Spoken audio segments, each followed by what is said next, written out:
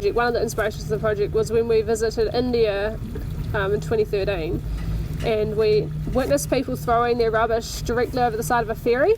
And in that culture it was kind of like a norm, because they used to use natural materials like clay to make their packaging, and they would just chuck them away and it was fine. But they haven't changed their ways since plastic has sort of been invented. And for me that was really shocking, or for both of us, to see people do that. And we sort of just realised, like, the New Zealand way, like that would be a completely shocking thing to see. So we thought that was like a really powerful way of getting people to connect their behaviour to this wonderful ocean environment that we all engage with. I'm Niko.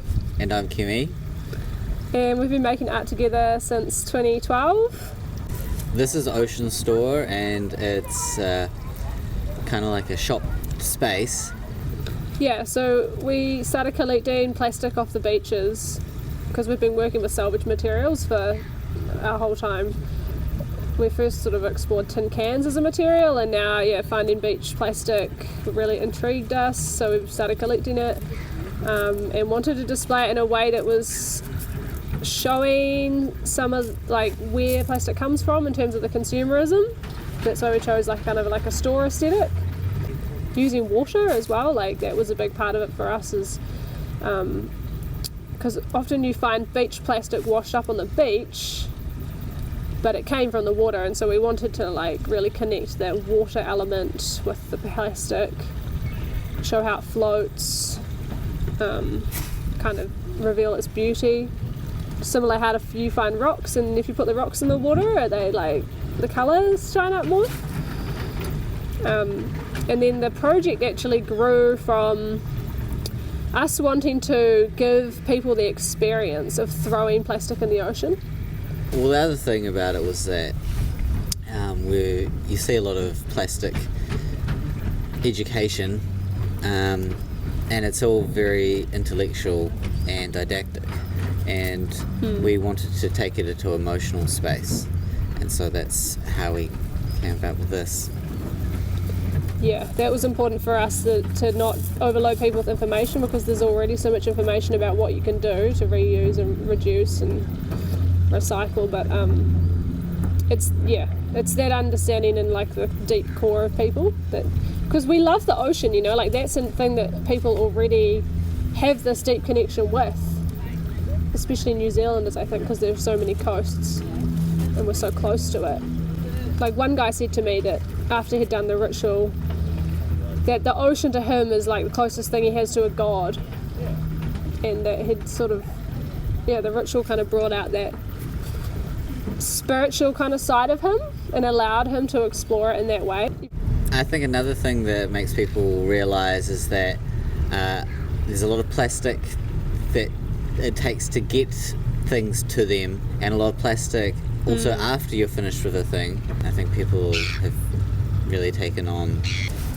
People come into the space and have a look around, and then they're prompted to take 3 pieces of plastic, and then we take them down to the water's edge.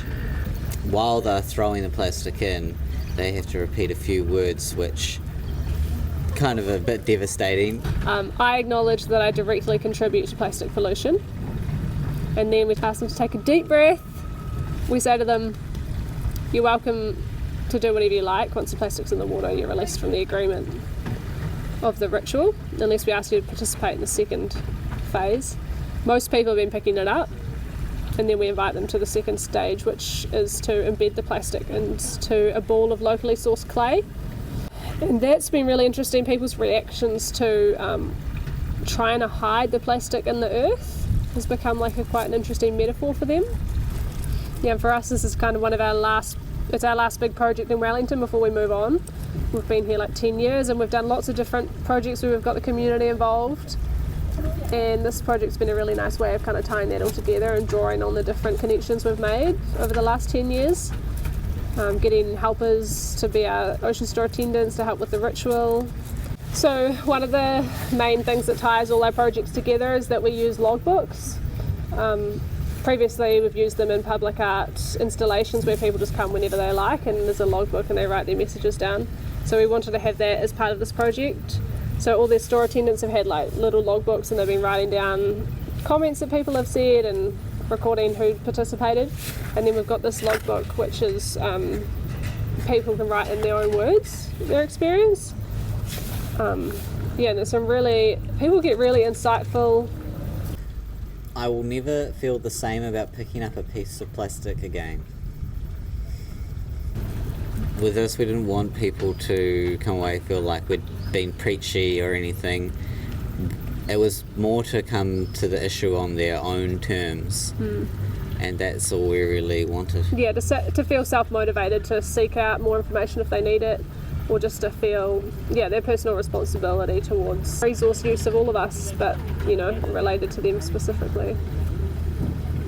We say a lot that we need plastic, and yet when holding a piece of clay in one hand and some discarded plastic in the other, it feels clear which one we need and which one we falsely attribute need to.